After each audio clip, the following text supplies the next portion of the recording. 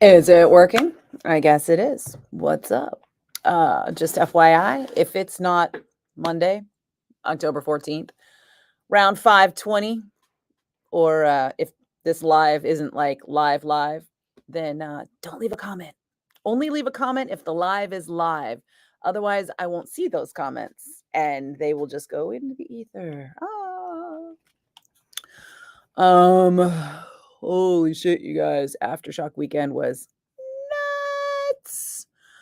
Um, I am still super tired. I got so used on the same schedule of, that, I could not sleep last night. I totally woke up in the middle of the night and had to, like, grab a cocktail and watch a little bit of bingy TV, um, and then went back to then I was able to go back to sleep. Despite I mean, I was exhausted, like, I got home last night, ate dinner, and started to watch some TV, and then was like, couldn't keep my eyes open, but then I woke up in the middle of the night and was like, "I think it's time to party." "No, what?" "Hey, Mike." "Hey, Dan." "Hey, Lori." "Yeah, you know, super tired." You know, the funny thing is the cocktail I grabbed was a White Claw from Ministry's dressing room that I had thrown in my bag. I threw it we so if you watch my interview with Monty Pittman on my YouTube page right now, we, like, ran to Ministry's dressing room on the way to go watch Slayer, because it was, like, Pantera and then Slayer, so we were like, we're going from Pantera over to Slayer, and on the way, we swung by Ministry's dressing room and just, like, raided their fridge for, like, onstage drinks. And, so I threw a bunch of, like, Ministry White Claws in my bag, and I was, like, sharing them with people on stage. Marta Demo was on stage with me watching Slayer, and I was like, "Girl, drink." And, one of them, I guess I didn't drink. It fell down in the bottom of my bag, and they let me walk out with it. And then when I got home, I was like, "Oh, extra White Claw." I tossed it in the fridge. And then last night, I woke up in the middle of the night, and I was like, "I am wide awake. Why is this happening?" And I went and I opened the fridge, and I was like, "I got that Ministry White Claw waiting for me. That's why." And then I, threw some brie on crackers and had a cocktail and a snack and watched a little TV and then went back to bed like, "What is wrong with me?" "Hey, Mike, you're in Thailand. What is up?" "Dude, the Thai food there must be amazing. How's the coffee?" "Oh, wait, is it coffee or is Thai iced coffee just like an American thing, or and they just do Thai iced tea over there, or is Thai iced coffee like a thing over there too? Because I love that stuff."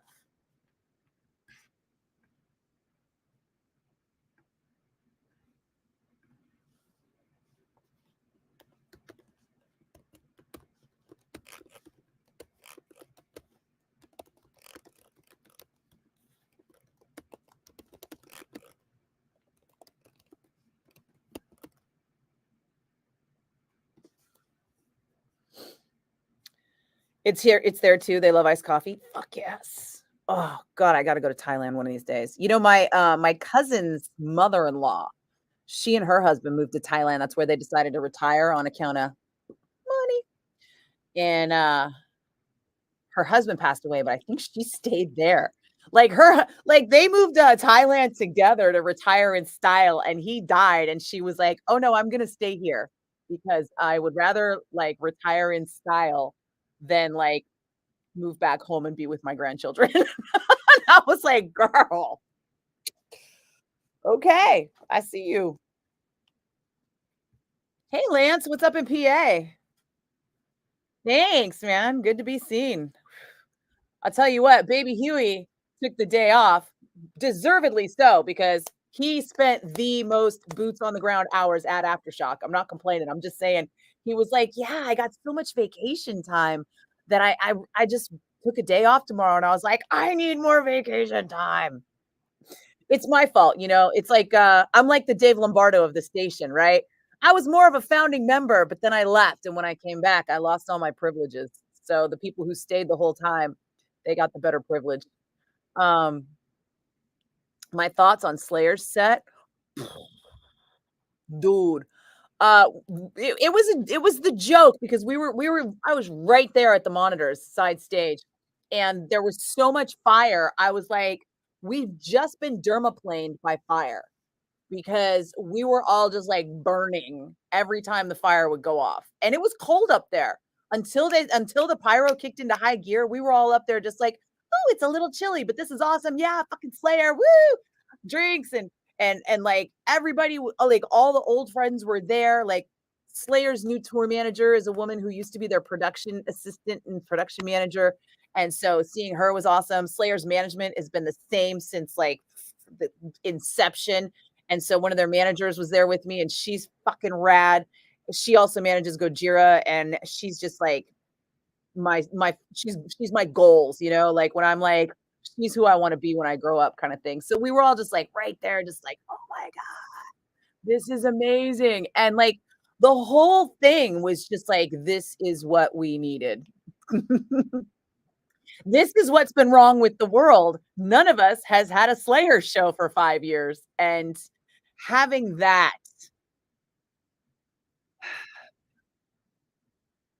was just the single greatest thing.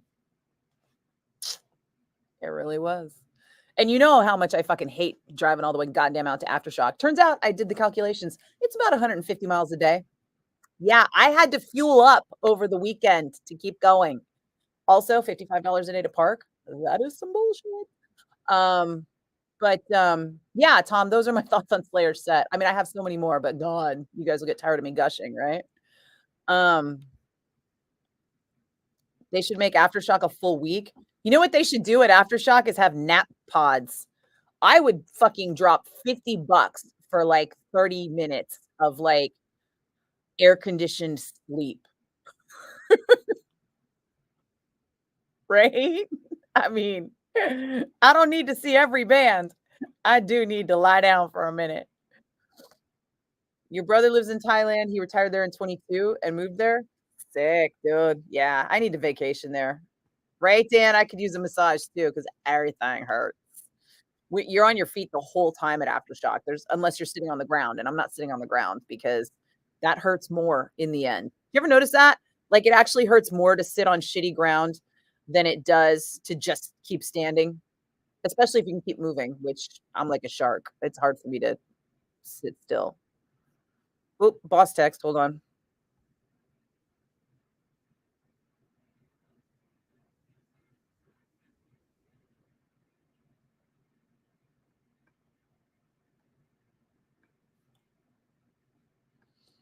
Okay, we're good. Um, Thanks, Christopher. I'll be honest, I did leave early last night and I got some sleep. Um, and then like I said earlier, I woke up in the middle of the night and could not sleep for a good hour plus. But then went back to sleep and then I slept late this morning. So, yeah, here we are. Um, Sorry, I got to make sure I don't miss a break. Um, yeah, Tom, they do need to keep Slayer going in some capacity, but there's not gonna be at best, what's gonna happen is you're gonna get, like, a Slayer show here and there, you know? I feel like the combination of having to cancel the Louisville show, plus the huge reception that they got, plus how much fun Tom looked like he was having, you know? I mean, I did not see the guy without a smile on his face, and let's face it, that is not Tom Araya. Um, and I think that those 3 factors are gonna be the most important thing. So, I would suspect there's a probability, right? And it's gonna take the money. So, Harry always said, "Offers have been coming in ever since we retired. Every year, we just turn them down." I am clear that after this happened and the response was, "Whoa, huge," that those offers are gonna continue to come in, and at some point and they're all gonna go to Tom, right? And it's gonna be like, Are you gonna do it this time? And when that happens, sorry, when that happens, I think that hopefully Tom will be like, I've had a break. It's been what, 6 months, a year, 2 years, 3 years, 5 years? Hopefully not 5 years, Jesus. Yeah, it sounds like it could be fun. We'll do it again. And that's what I'm worried about is because they did aftershock. I'm gonna have to buy a plane ticket next time it happens. Hi, it's the bone. Hello. Hi. My mom's like, there was a contest. I didn't think so. Oh, you know what, Mom? Was I just talking about Metallica? Yeah. Yeah, there is a contest, but it's at 1077thebone.com. So you can go to the website and enter to win there. All right. Okay, good luck. Thank you. Cheers. They were both right. Uh, yeah, so Tom, yeah, I mean, I really hope that we get that out of Slayer, but there's definitely not going to be new music. It still was like, and that's it. Thanks, guys. We had fun. Bye. So wait and see. Wait and see if Tom gets an offer that makes him want to get out of bed. You ever heard that? Like strippers don't get out of bed for under $500. Tom Mariah is like that stripper. He's not getting out of bed for less than substantial. Christopher, I should have had a partner walking through the parking lot last night. I should have, shouldn't I? But how am I going to ask somebody to leave the show to walk me to my car and go all the way back? I mean, it's like it's like a 20-minute walk. It's almost a half hour just to get to my car. So, and that's how I did it pretty much the year before.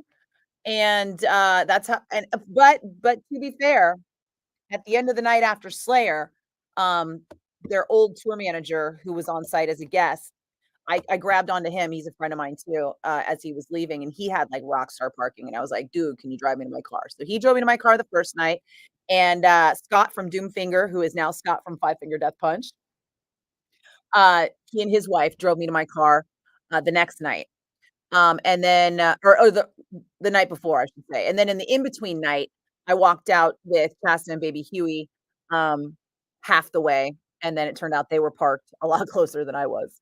And it was still like another 10, 15 minutes um, to the car like that. But yeah, my point really is that Aftershock needs to take more responsibility for their parking, especially if they're charging people 55 fucking dollars to do it. And whoever it is that's taking over these office building parking lots where they're parking people is I don't know how well they're coordinating with the on-site, but like there's not enough light out there. There's not enough security out there. There's not enough of anything out there except for hot dog vendors. There are too many hot dog vendors, but this is the way. Um Dan, standing on your feet all day is the pits. Why, yes, sir. Yes, sir, it is. PJ, Slayer was dope. And he called you at 2 a.m. for a ride out to Slayer party. Yeah, because that's when it winded down. Yeah, we all bailed at like fucking 2 a.m. I got home after 3 a.m. from Slayer because we stayed. And they were off stage by like 11, right? Was it 11:30 when Slayer finished? So, yeah. So we had a long time to party and then I had a really long drive. I've already started a list of things that are gonna have to be different next year if I do Aftershock. Because as you know, I do not like going out there. It's a fucking hassle and a half, but Slayer, mm, period. And then once I was on board for Slayer, I was, like, on board as the team player for the station to be like, "Okay, I think I can do this. I can come out and do some things." But I'll be honest, the day after Slayer, I had 2 interviews and they are garbage. I was really mad because I just couldn't function, I was super hungover, super exhausted. I wanted to skip that day, but I had already committed to these interviews that I wasn't gonna fucking miss, The Marky Ramone interview is just now up on YouTube.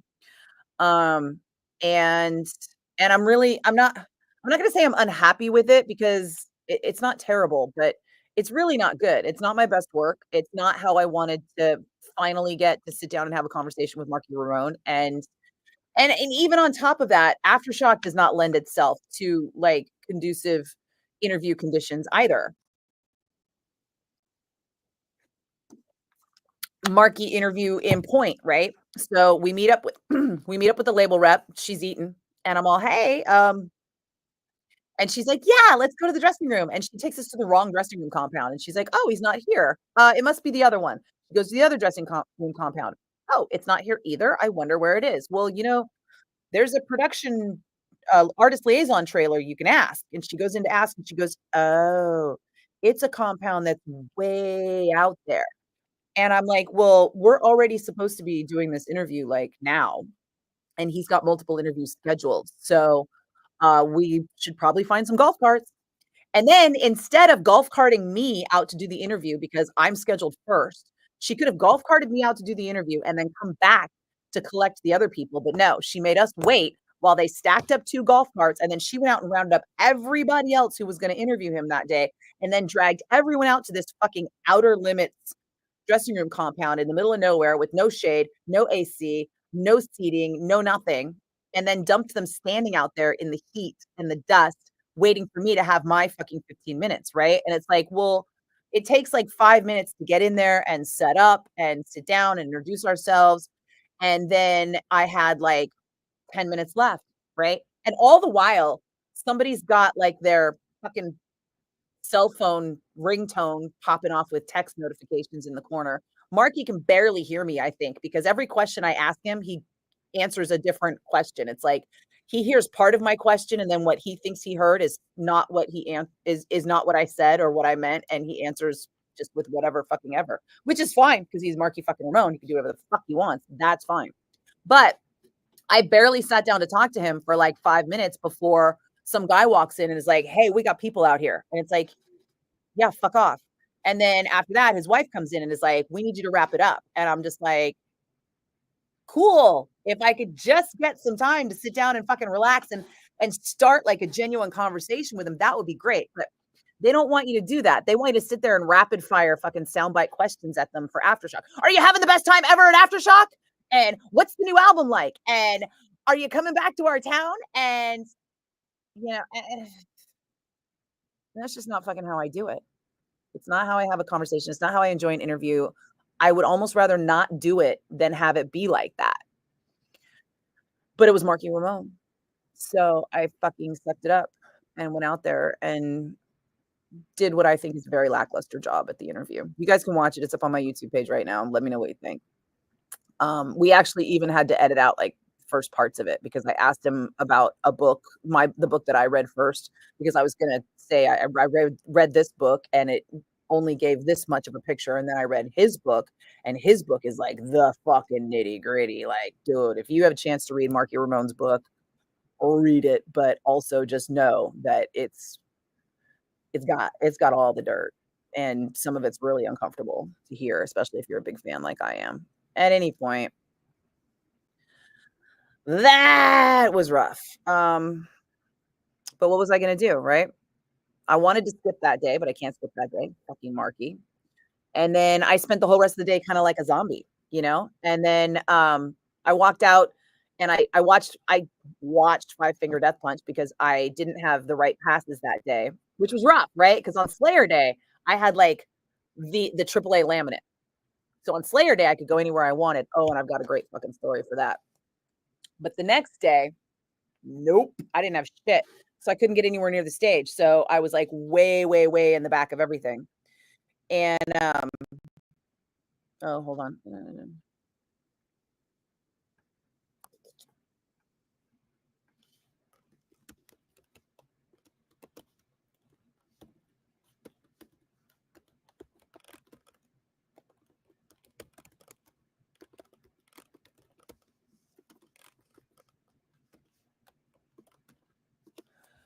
Um, so I walked out to watch Five Finger Death Punch because our boy Scott from Doomfinger, for those who are from the way back and remember, and I, I got to that point where have you seen that meme where it's like you're missing concerts when you see this and it makes you think it's a concert, but it's actually like a cotton picker in a field. That's what Five Finger Death Punch would look like to me. And I was like, "This is not cool." I'm not even and then I walked over to, like, where Slipknot was later, and it was the same thing, and I was like, "Going home. Can't do it." I just couldn't function. I was just all, Hold on a second, guys.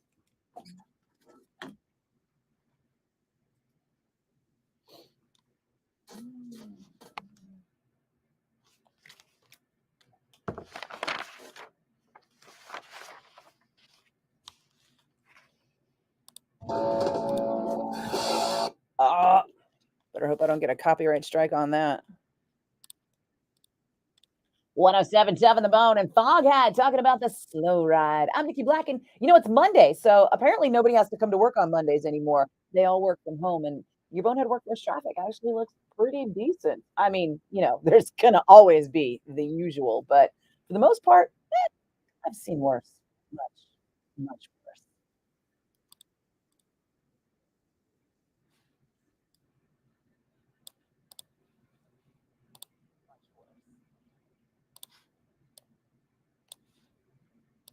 Much worse.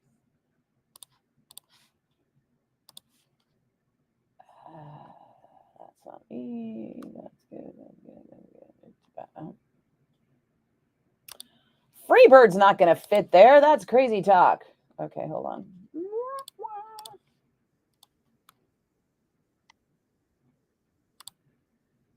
There we go. Well, that's still kind of long, huh?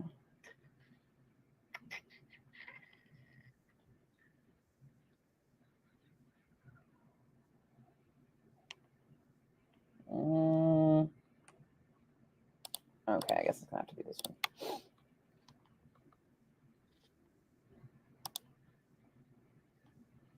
Oh, perfect. There we go. Anywho, the fuck was I talking about?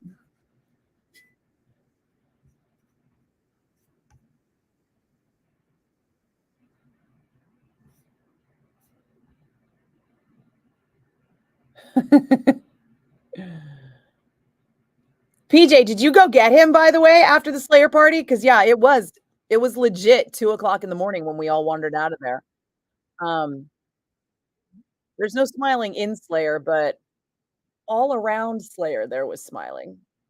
And Tom wasn't smiling on stage, but he was definitely smiling off stage. Um, somebody got shot at on Friday night walking to their hotel. PJ, what the hell? Oh, they must have gone the wrong direction then, because there is a side of Discovery Park that is like, don't drive after dark. No, Chris, Aftershock was at Discovery Park in Sacramento. Although it was kind of close to where Arco used to be, like on the opposite side of Truxtell, if that makes any sense, if you know the area. But yeah, Tom, no street lights whatsoever. It was lame.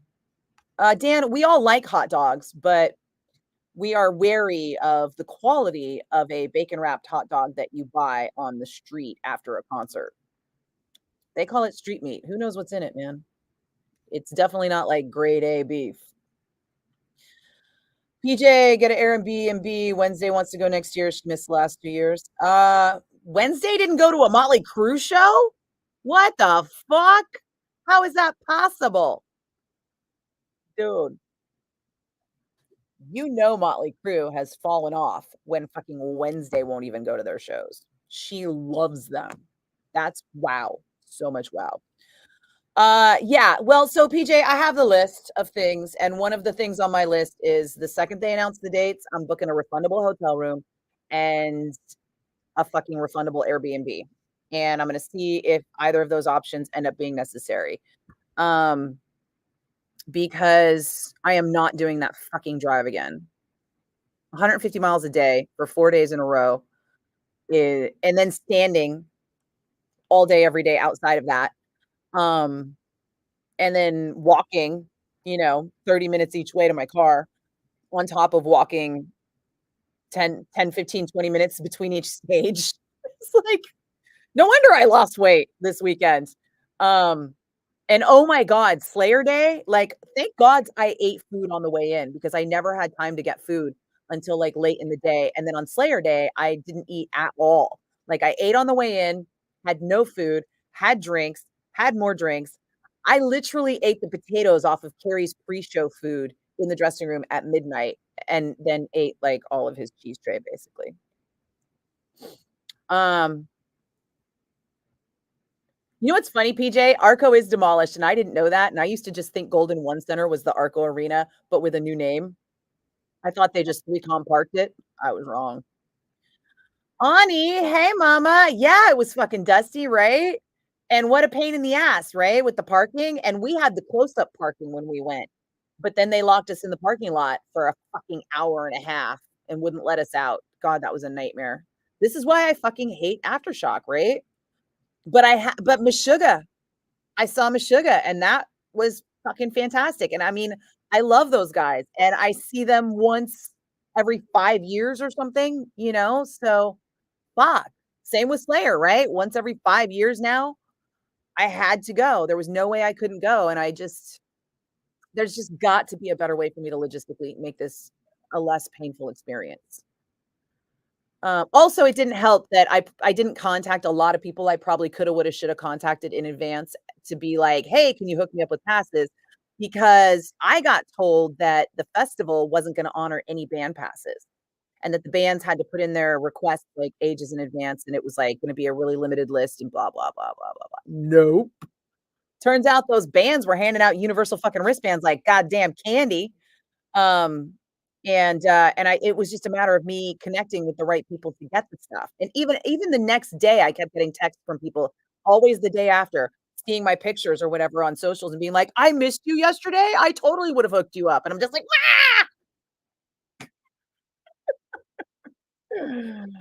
Sherry, oh, yes. Everything hurts right now, I by the way, Ani, miss you, love you, come visit. I am also trying to plan an East Coast trip at some point, but I don't know if I can make it all the way to Jersey. I might need you to come into the city for the night. Dan, nacho cheese, no. No nacho cheese. Nacho cheese is not real cheese. Hey, Justin, don't tell me I look tired. That's not a nice thing to say. I am tired, which is probably why I look tired. Nobody needs to highlight that, do they? That's like saying, "You look fat. You look old." Nobody wants to hear any of that. Um, Sherry, you and your kids had a blast? That's awesome. PJ, Siri, no one's talking to you.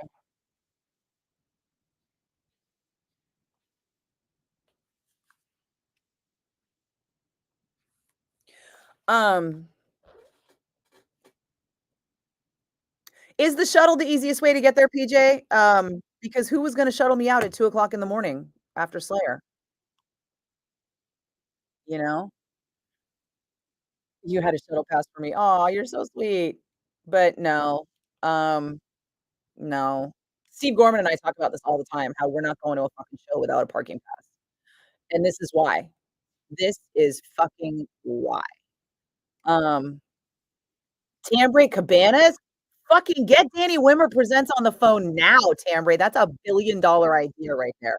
Fucking cabanas? Could you imagine, like, Vegas-style cabanas? Oh, I would 100% just, like, cabana half the day away because there's a lot of j bands I don't need to see. Or I would be fine just watching on video, hanging out with friends, because I did spend a ridiculous amount of time catching up with people that I haven't seen in years. So there was a whole where you're like, "We couldn't find you anywhere." Well, I was probably in the artist lounge catching up with people, that don't live here. Um, what's that, John? You only ever saw one concert of Arco and Stack, '88 during the Big Arena Rock phase? Nice. You know what? I was wearing, on Iron Maiden night, I was wearing the Iron Maiden baseball jersey that I got from the Summer in Time show at the Arco Arena. It was killer. I went around just being like I started asking guys, I'm like, "Hey, what year were you born?" And there's a lot of guys born in 1991 that are into metal because they'd be like, "1991," and I'd be like, "My shirt's older than you are." It's the only flex I had, and I took it, people. I took it. Oh, thanks, Sherry. I'm not fishing for compliments. I'm just saying let's not highlight the negative. Nobody needs it. Um, PJ, you woulda come and got me, but made Cole and Andy walk. Oh, man. Who else did I see I saw, oh god, I don't even know. I went to a bunch of shows at Arco Arena back in the day, but my brain is not functioning right now. Mm, because I should eat, huh?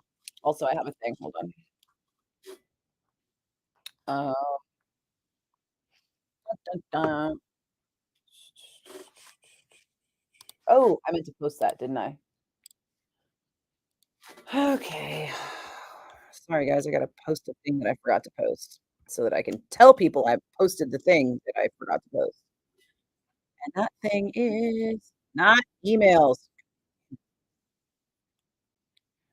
Dun, dun, dun. There it is.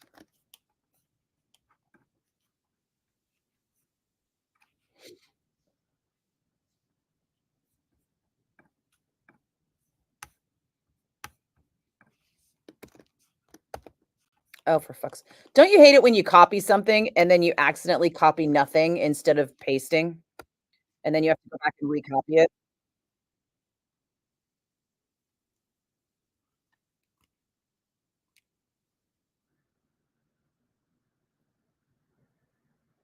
Oh, for fuck's sake.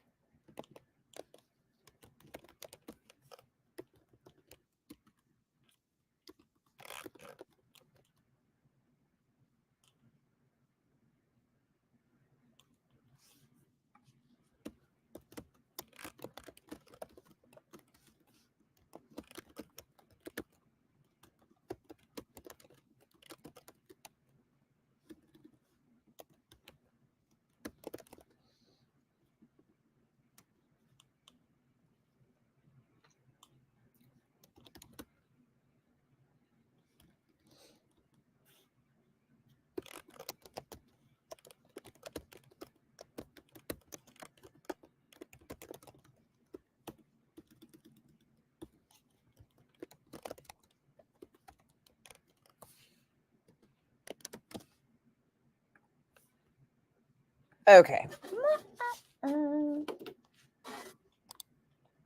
1077 The Bone with Guns N' Roses and Patience. I'm Nikki Blakk, and Axl Rose joined Billy Joel over the weekend on stage in LA to sing Live and Let Die. And Axl is wearing a weird black suit sort of outfit. He's looking a little pudgy, and he's singing some high notes that he's just a little flat on. But then when he hits the chorus, it's Axl again. And so I'm kind of like loving it, but I'm also kind of cringing at it. I posted it up for you on the socials to check out.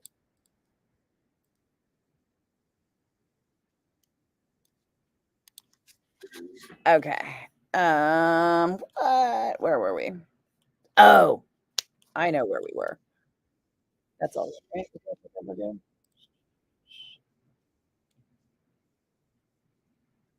Okay. Um, did I just almost knock over my coffee? I was going to eat something. You know what? I heated this up. It's probably cold again. Uh, Kathleen, you loved the pic photo I posted with the wall background. Hmm? What pic photo?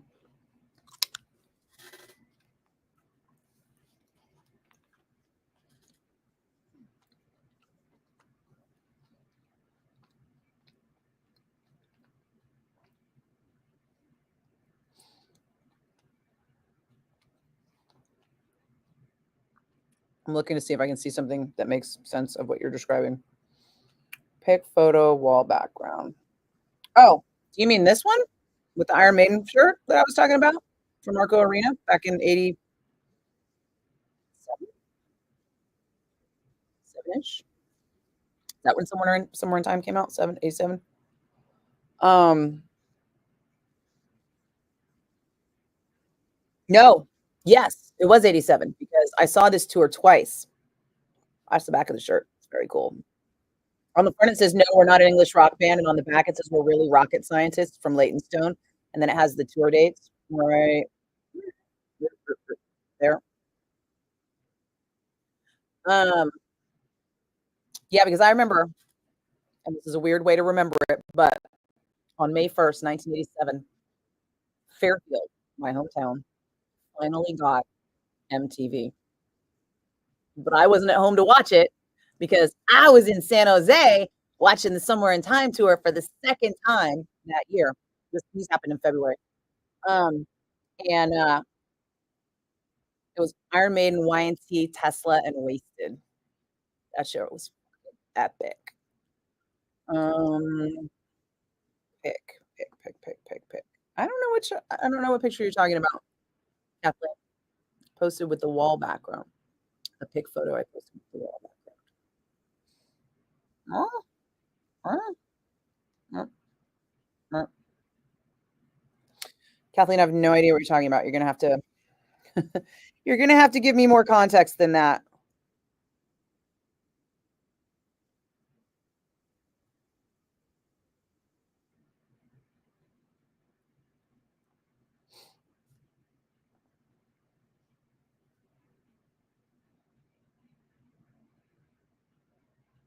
One second. That's what pisses me off the most about this. There were 0 warnings, comma, because I could have totally avoided it if I had been the one to post first. I'm having a fucking issue with YouTube again. BT Dubs lost my monetization. Yeah. Yeah, I was accused of reusing content. However, I'm the originator of the content, right? Because they're my interviews, they're my videos. I filmed them, I am in them, but because the station edited them and uploaded them first, because they didn't give me my copy first, they uploaded their copy first.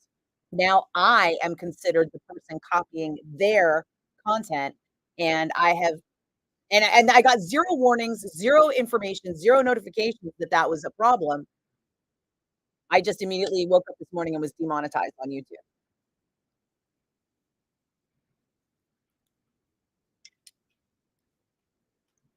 Can you feel my rage?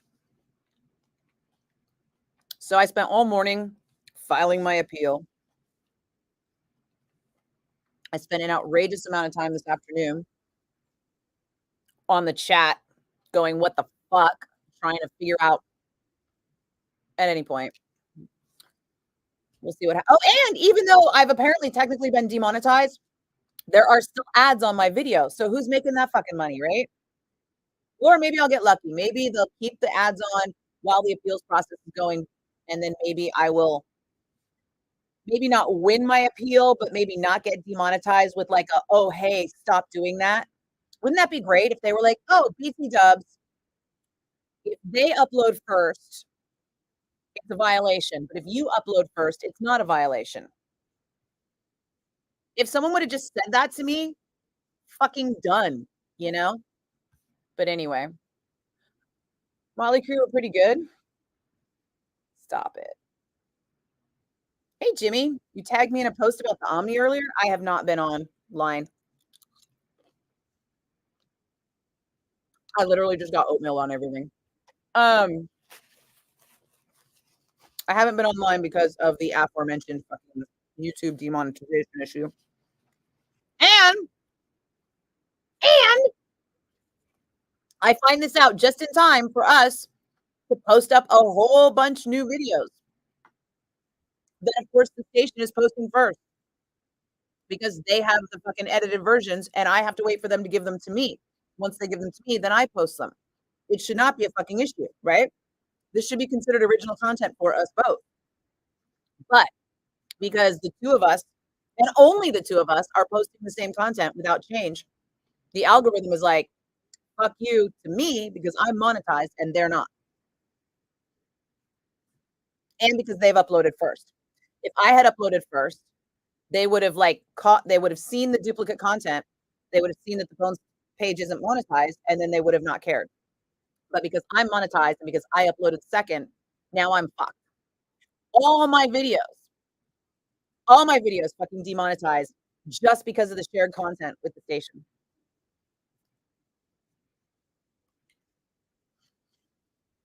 And some of you know how long it took me to get my monetization back after YouTube took it away from me, right? I worked all fucking year to get my monetization back from YouTube, and they just fucking swiped it from me today. And you know what? If I lose the appeal, I have to wait 90 days to reapply and beg them to give me monetization back. And I swear to God, you guys, if that fucking happens, I'm out of here. I don't have it. I don't. My fucking patience level is like done with the bullshit.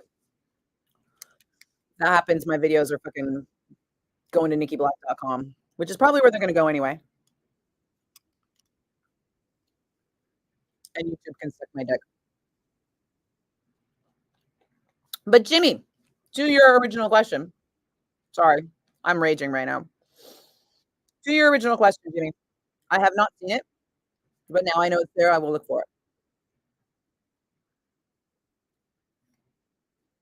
Hi, Chew.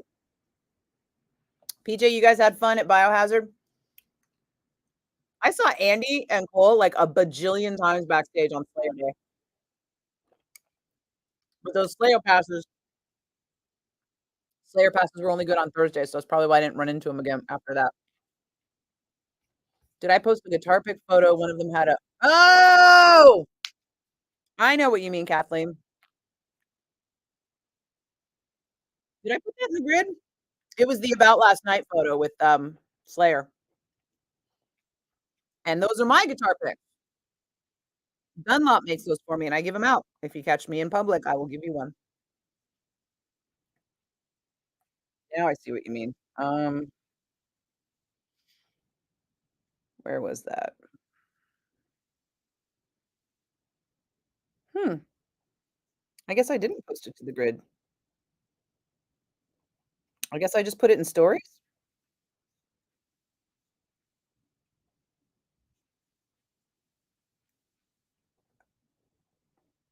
I guess so. Okay, hold on.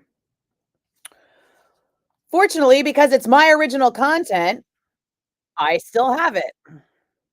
God, you guys, I am so goddamn pissed about that, like, still, like, forever. I am going to be pissed about that. Which is such fucking bullshit. Alright, albums, recents, Thursday, Friday. Hmm. Aw. There it is. You meant this one, Kathleen, right?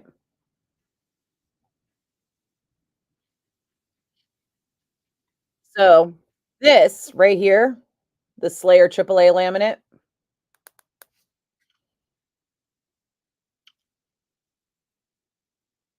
Okay, hold on, I'm gonna tell this whole story, I gotta make sure I have time.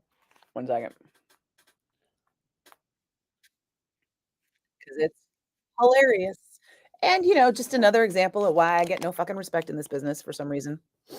That's what you mean, Kathleen, there's my guitar picks are in that. Do I have 'em in my pocket? No, I don't. Mm. Oh, it's fucking 6 already? Okay, hold on.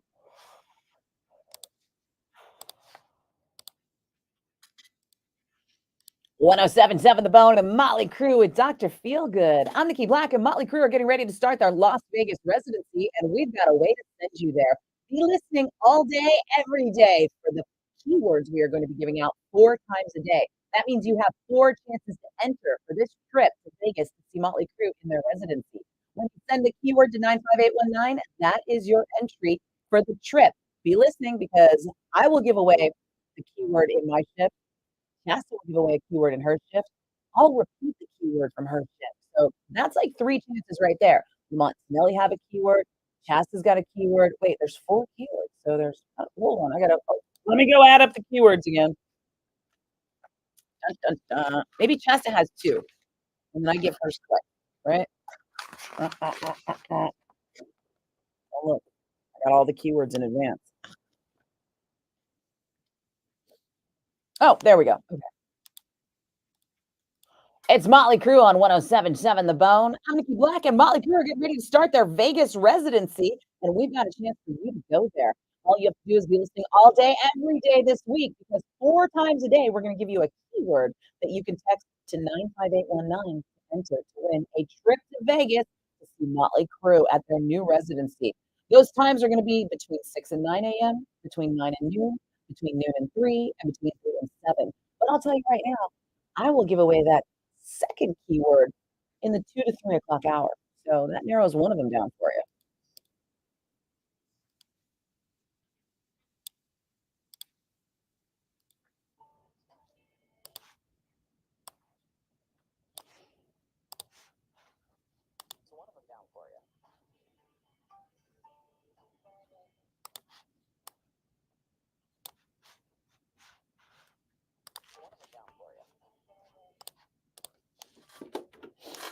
Okay, so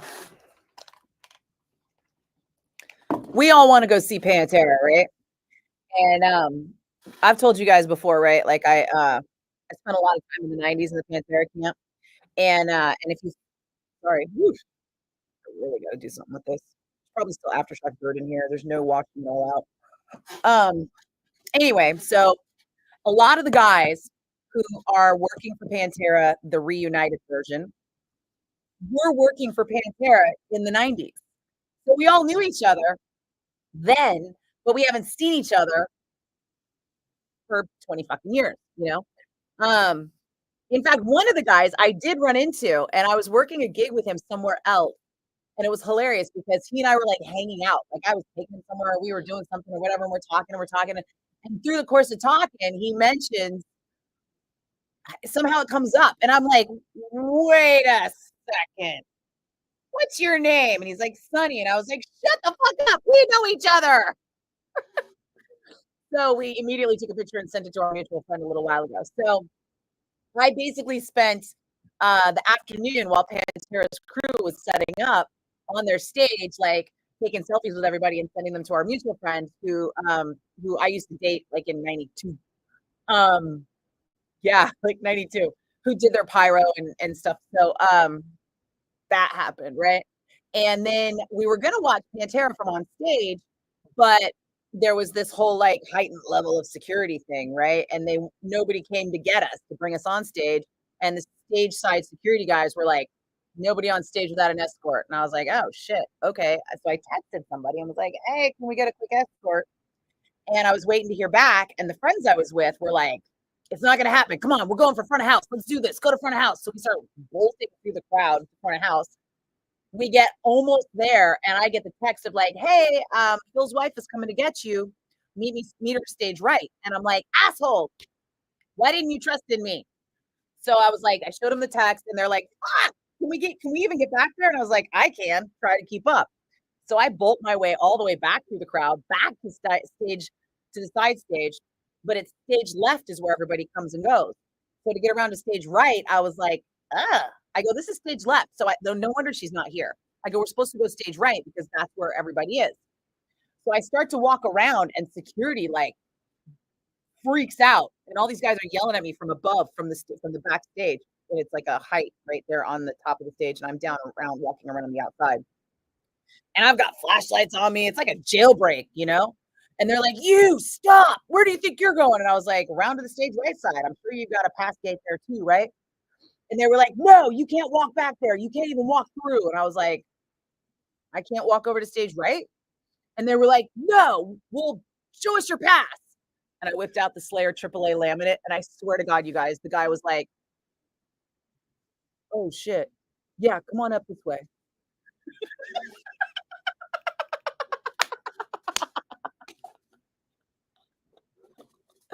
And I was like, oh, thank you.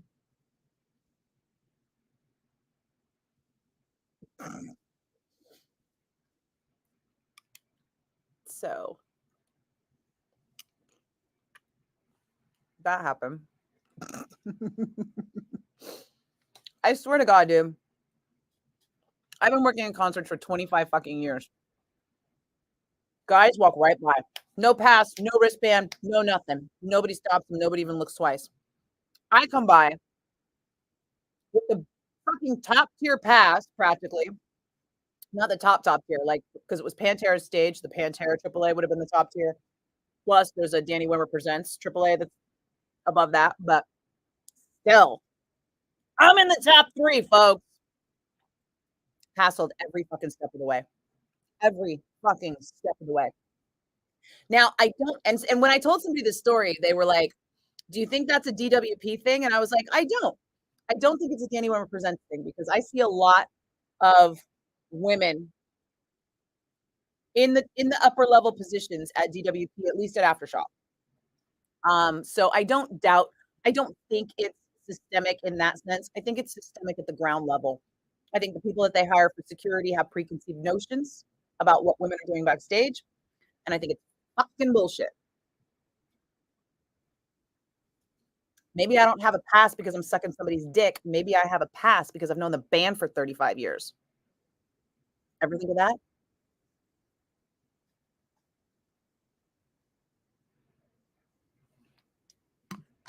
BT Dubs, Pyro guy that I dated in 92. We've been friends this whole time. Like we dated for like a minute and then we're friends for decades.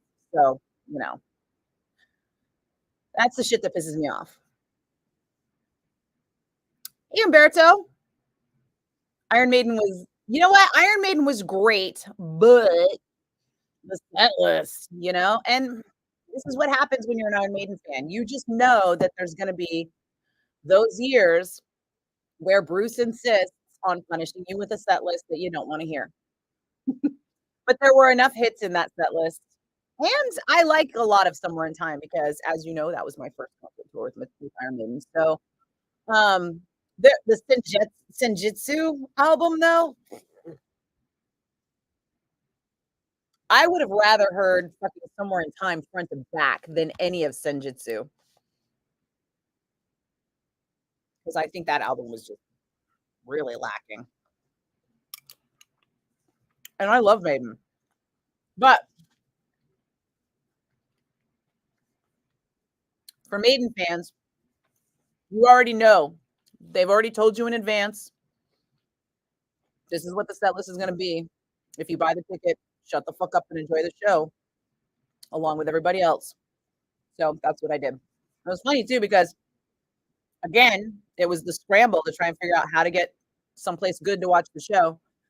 And I did not have a front of house wristband for Iron Maiden. But by that point, I had gotten a universal wristband to go backstage. So I was able to walk backstage and come out from the stage area and get right into the front.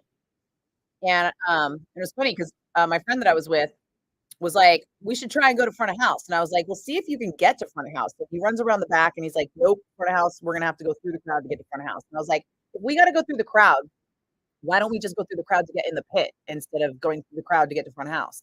Because fuck it, right? It was a good view. So that's what we did. We went in the pit. But then I forgot fucking crowd surfers. Are you a crowd surfer? Because if you're a crowd surfer, stop it. It's fucking annoying. I already have a damaged neck from asshole crowd surfers. Crowd surfers is for fucking pussies. I watch these bitches fucking going, help me get up here, and then let me float around while I'm on my phone. Cut it the fuck out, right? If you can't climb up to the top of that crowd on your own like a little goddamn spider monkey, you do not deserve to be crowd surfing. Okay? If it takes all 3 of your friends to fucking hoist your fat ass up on top of that crowd, you do not need to be crowd surfing. If you can't spider monkey your way up there, then fuck you. Go in the pit like everyone else. Fuck those bitches landing on my head and shit. Nah. Don't crowd surf near me because you know what I'm gonna do? Because I'm always boxed out and I'm ready because this ain't my first rodeo. I will be boxed out and ready. And when you get to me, I will take a big step back and let you fall right on the fucking ground. And then I will kick you. Okay, I might not kick you. I might kick you. I'm not saying I won't. I'm just saying I'm gonna let you fall every fucking time. Fuck crowd surfers. That is some 90s bullshit. That is not what you do at an 80s fucking heavy metal concert. And it's damn sure not what you do if it takes 3 fucking people to hoist you up. I was watching people do it the whole time. It's like, come my way, bitch. Come my way. I will drop you.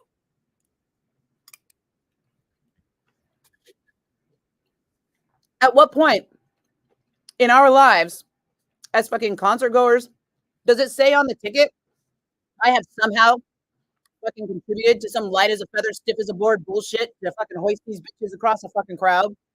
No. No. Okay, sorry. I have not had a lot of sleep. I have not had enough coffee. I'm very cranky. Hmm. Jimmy, I went to San Jose once in like 1987, but yes, I did go to San Jose once. Kathleen, I just showed the photo. Did you see it? That was it. I got lost and ended up in San Jose. No, but you know what happened is my parents had to drive me down there and I was going to a prom with some dude and his parents like had me stay in their guest room and I brought my prom dress and I can't remember if it was the same prom week if it was the same as prom weekend or if it was like right around prom weekend and I had to get another ride down there and stay with them. But like there was a dude who used to live in Fairfield and I met him at a party in Green Valley and he asked me to prom and I was like, fuck it, I'll go to prom. I don't care. I think I was like 14 or 15. And I guess it was 15, huh? 'Cause it was 87. I was 14 because I turned 15 in November, and this was early in 87. So there you go. Anyhow, PJ, I need a virtual tip jar. There is a virtual tip jar. It's right down there somewhere. I've seen it. Don't act like there's not. Tip away, brother. Um, yeah, Aaron, the people running YouTube are just fucking sucking money. It's super irritating, but thank you. Appreciate it, Aaron. Hey, Mark. Me and Ronnie, seriously, Dan, me and Ronnie I'm the fucking Rodney Dangerfield of thrash, let me tell you. I'm so sick and tired of telling people how I was there. And they're like, "Well, name 3 songs." Eat my dick. Uh, hey, Justine. I know. I wasn't sure either because I'm fucking tired and it's late and I have a ton of shit to do. But um, also, I need some me time and I was going to eat. So I figured I'd hop in. Um, right, girl? I am in the business.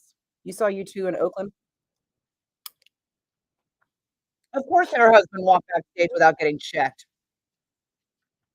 But I could be working at U2 all day, by the way, working at U2, getting there at 7, 8 o'clock in the morning, wearing a visible fucking pass on my hip and get stopped every fucking time. Where's your pass? It's right fucking here. You don't see that? Mm.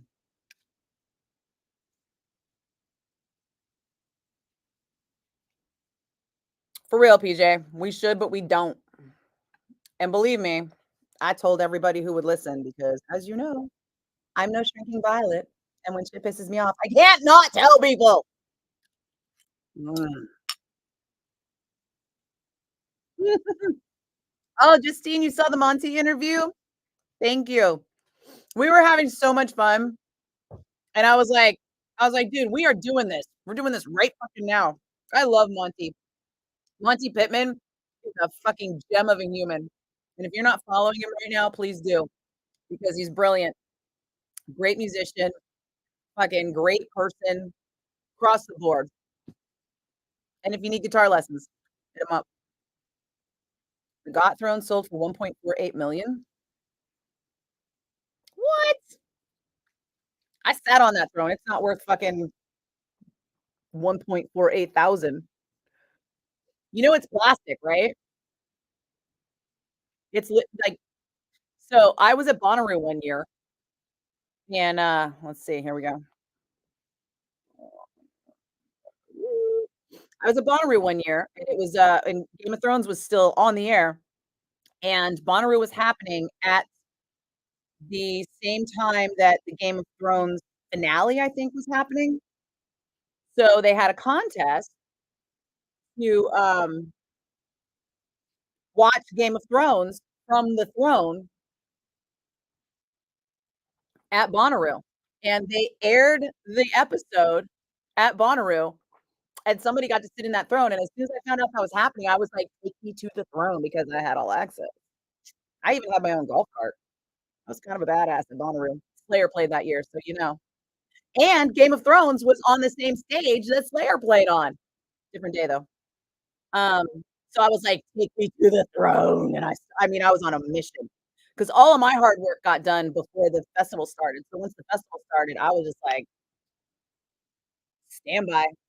I was basically just on site in case something went wrong, and then fortunately, because I did my job very well, nothing went wrong, and I had all this time to, like, fuck around at Bonnaroo, including seeing Slayer, and tracking down the fucking Game of Thrones, and then I found it, and at the time, they had it stored in a truck. I'm looking for the pictures right now. Um, and I had, like, a little personal time with the Game of Thrones. Come on, where they at? Come on now. Look at that. That is me on the actual fucking throne. Um, but yeah, it's like resin. It's not metal. It's like it's super fake. It's a prop. It's a literal prop. So if somebody paid 1.48 million for that thing, just know that my ass has been on it. Oh, and like a lot, by the way, right? What? Yeah, that's me. Cuddling right on. Yeah. Oh, yeah, I spent a lot of time here. Loved it. Yeah, me and that throne, we got close, real close. You can see it took a while. I did not go away. Still going. Yeah, yeah, yeah. Yeah, it was like a whole photo sesh. Yeah, because it was stored in a truck and nobody knew where it was, so nobody knew how to find it. Oh, was it I think that was video. Yep. Anyway, so, yeah. Oh, no, still, there's more. Yeah, see, that's the truck. Uh-huh. So that's where it was just hiding in that truck. Oh, this was me because my pants broke and I needed a tool belt. Well, basically, I needed a tool belt and my belt broke, so I made a tool belt out of zip ties at Monterey because I had to build shit at any point. At any rate, oh, there's a better picture of it. This was me making them open the truck and finding the throne in the back. It was like a whole fucking box truck for nothing but that fucking throne. They drove it from LA to Tennessee for this promotion. Could you imagine just being that dude who's driving the Game of Thrones truck? Like, what the fuck? Okay.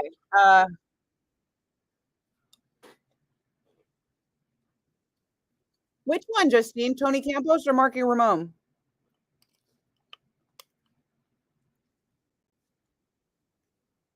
Hey, Jacob. I don't know if camouflage ever went out of style because, as far as metalheads go, it's kind of the uniform.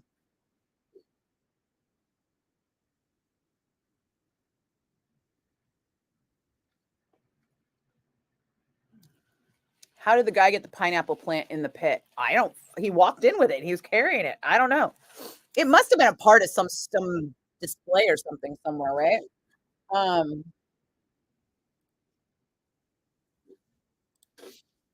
and oh, but I do have this photo. A friend of mine found the pineapple plant the next day and sent it to me. I didn't post this yet. Actually, I don't even think I will post it, but this is not my photo. And I don't post shit that isn't original content. It is fucking goddamn YouTube. This is a completely different stage, right? So the pineapple plant was at Iron Maiden, but this is underneath the Judas Priest stage the next morning at like 6 a.m. They found the pineapple plant. Some dude just decided he was taking that pineapple plant in the pit, and that was yep.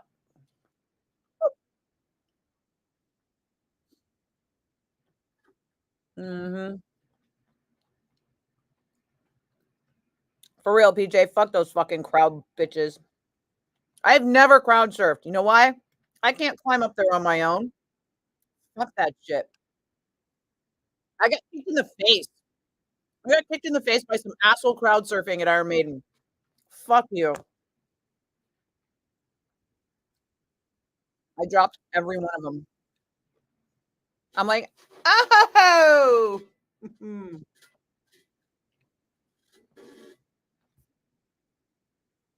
Sasha, baby. Thank you, girl. Girl, if you'd been down there with me, I swear to God, the two of us, I think we would have killed somebody. I think that's all it would have taken is just this much fucking encouragement, and I probably would have. I'd be in jail now because fuck those bitches. You don't get to kick me in the face and then float by with your phone going, "Oh my God, look at me!" Grrr.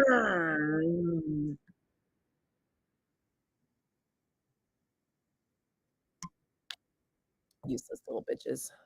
And it's almost always chicks. It's almost always like dumb bitches. Like as a feminist, I really want to take these girls aside and be like, "Fucking quit it."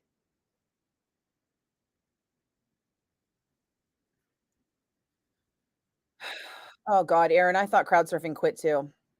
We're all too fucking old for that shit, you know? You're gonna break a goddamn hip. You don't go to an Iron Maiden pit and fucking crowd surf because there's no protection, right? If you want, the whole thing is if you can't get into the is go if you're going to the pit, go to the pit. But if you can't handle the pit, don't fucking go in the pit. But there needs to be a safe space outside the pit for people. And with crowd surfing, there's no longer a safe space because I'm watching the band. I can't see your fat fucking ass coming at me.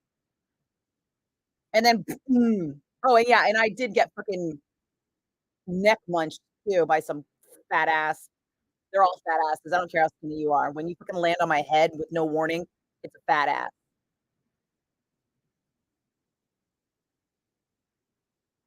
Oh, thanks, Dan. Enjoy my video, my phone photos. I should probably be repurposing it all as original content because fuck YouTube. But I haven't had the time or the energy. Oh yeah, yeah, Justine Monty Pittman. Give him a follow. He's on Insta. He's on. I'm pretty sure he's on Facebook. Um, he's awesome, super dude. When I was down in LA for the Rock and Roll Hall of Fame induction for Judas Priest, Monty lives right down the street from that place. And he saw my socials that I was there, and he was like, "Dude, what's up? Where the fuck are you?" And I was like, "I'm at the ceremony." He's like, "I'm headed home, and I'm right down the street." I was like, "Meet up." And then he and I met up and walked across the street. There is the Fear Factory. And that's how I found out who the Fear Factory singer was before Tony Campos did. If you watch my interview with Tony Campos that I did yesterday, Tony says that Dino told him it was going to be this one guy, so he just totally thought it was this one guy this whole time until he met Milo, and then it was Milo or Milo. Milo in Italian or Milo in Italian. Anyway, he was like, you're not the guy." Oh, I guess you are the guy, and the other guy is not gonna be the guy. He wouldn't cough up who the guy was though that didn't get the job. I'm gonna have to ask him that one on another dive. See if I can get Dino to cough that up.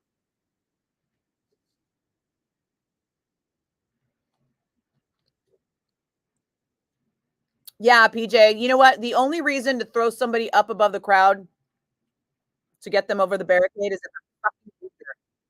I was at a remote show at Palladium in LA in like 1990 something, and I was by myself. Like I traveled by myself to Los Angeles to see the fucking Ramones, and I was at the barricade. It was chest high. You know how normally the barricades are like down here. This barricade was up here, and my arms were trapped between the people next to me. So I was like stuck up against the barricade. I couldn't get my hands like this, right? I couldn't get my hands above my fucking shoulders to save my life. And it turned out I needed them above my shoulders to save my life because you fucking and I know I call everybody a fat fuck when they're fucking crowd surfing, but this dude was 300 pounds if he was a fucking ounce. And he's fucking coming over crowd surfing. People are like buckling, trying to fucking push him, you know? And I'm just like, drop. I didn't see him because I was watching the Ramones. security guard in front of me doesn't do the point. You know how, like, security in the front of the stage, they're supposed to point with the crowd surfer so that people watching the show know that there's a fucking danger coming. This was the '90s, and people were stupid. It was the early '90s. It was new and still stupid. And this guy, what does he do? He reaches out, grabs my head, and goes like this, so that I'm ducking. I'm like this when this fat fuck lands square on my fucking head, pushing me straight down. And then they're pulling him forward while the crowd is pulling him back. The crowd is trying to pull him back onto the ground, but the fucking security are trying to pull him over the barricade. Remember, the barricade is right here, and I'm now like this with this guy going back and forth. They finally pull him all the way forward. I hear this. I heard it fucking pop in my head so loud. I swear to you that for a solid 90 seconds, I thought my neck has been broken and I'm paralyzed and I can't move. I'm alone in Los Angeles. And I did not know what to do. And then I saw stars. You know how, like, in the cartoons, they get hit in the head and it's like little birds flying around? I did see stars. I saw stars. I was fucked. And then the guy was like, "Are you okay? Do you need to come out?" And I was like, "No, fucker." And then all of a sudden I got nauseous. Like, that concussion was so hard, I literally thought I was gonna vomit. And I was like, "Nope, I need to come out, pull me out." And I was like again, I'm like this. I can't I can't push. I got 0 leverage. I can't push myself into anywhere. And they literally had to grab me on both sides of my arms and, like, extract me from the fucking, barricade. They put me on the ground beside the barricade. I couldn't walk. I was like this, and I was, like, so fucking just drunk that I walked to the bathroom and I sat down in the bathroom and I was just like, "The fuck am I gonna do, man?" There's no cell phones, there's no internet, there's no Google what happens when you get a fucking concussion. There's no rock med. There's nothing. Just me sitting on the toilet, and security comes in and decides they're gonna start, like, "Wow, hey," and they're keeping drunks out of the bathroom. All I could think of was, "Shit, I'm punch drunk. They're gonna think I'm drunk. I'm not gonna be able to explain otherwise. I'm, like, slurring and I'm dizzy and I'm, like, fucked up." I got up and I went backstage because at that point I was friends with the remote crew and I had a risk. Did I get stopped? Yes. And I went backstage and I had to sit backstage for the rest of the show until I could fucking get my shit together. And then I had to walk back to my hotel room by myself after, stayed up late in case, concussion protocol, you know. I was like, "I think I'm concussed. I guess I better stay up late." And then, slept for about an hour and then got up and flew home. Fuck crowd surfers, all of them.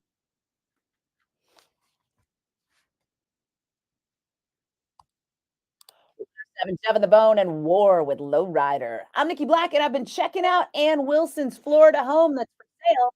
Turns out it's 5 hurricanes. Like, you can see it. I posted it on the socials for you.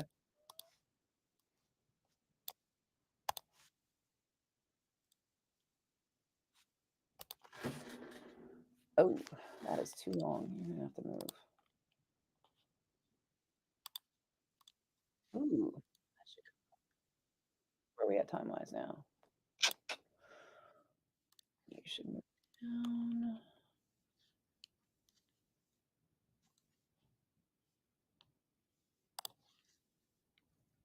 Oh, okay.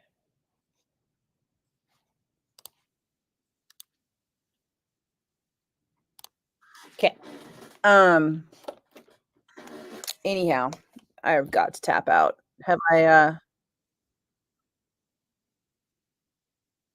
know there's probably comments I haven't got. Sorry, guys. Mm. Oh, you found him on Twitter? Well, just seeing if you're on Instagram, I recommend his Instagram more, but, Twitter's good too. For 1.5 probably they found out I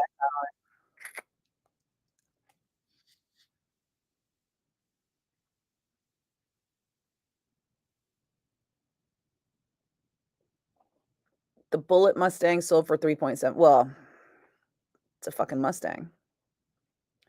Angela, you saw the pineapple guy? Yeah, he wasn't crowd surfing when I saw him, he was just standing in the middle of the pit. People were running around him. Like, Bruce Dickinson, like, called him out from stage. He was like, "What is that? Is that your prosthetic hand or is that a pineapple?"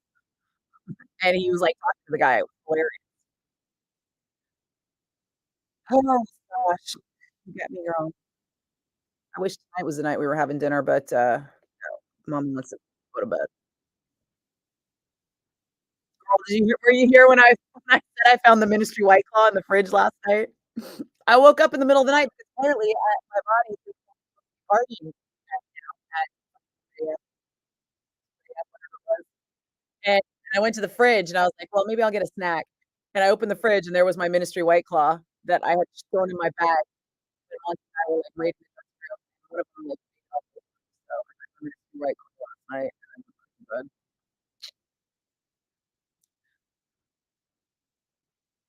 Hey, Jacob. Yeah, it was pretty hardcore. Yeah, don't fuck with me.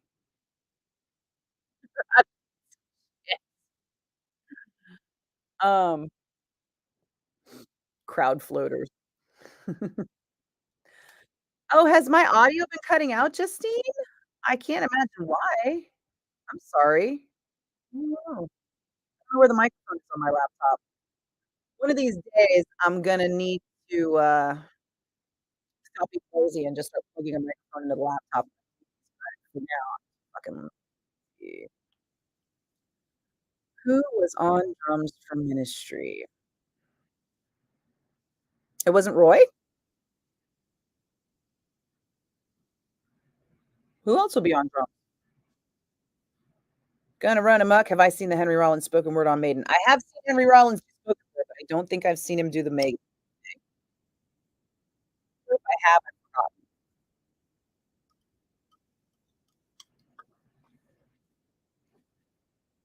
I've forgotten.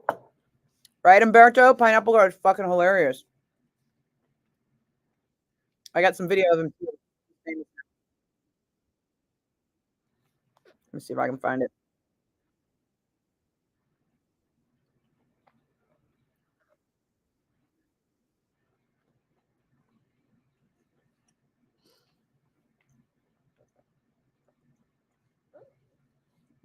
That's not it.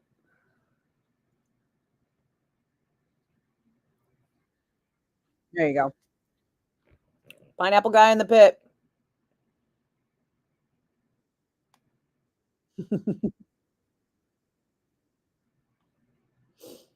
So random.